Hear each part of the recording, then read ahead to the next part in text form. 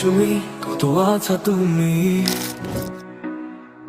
policie বিচারি খাইছে হাওয়া ধুলি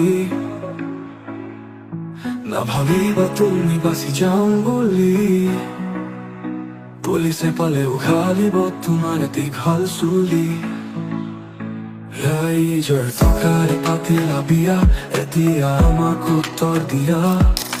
ফেচবুকততো খুলিবই নোৱাৰি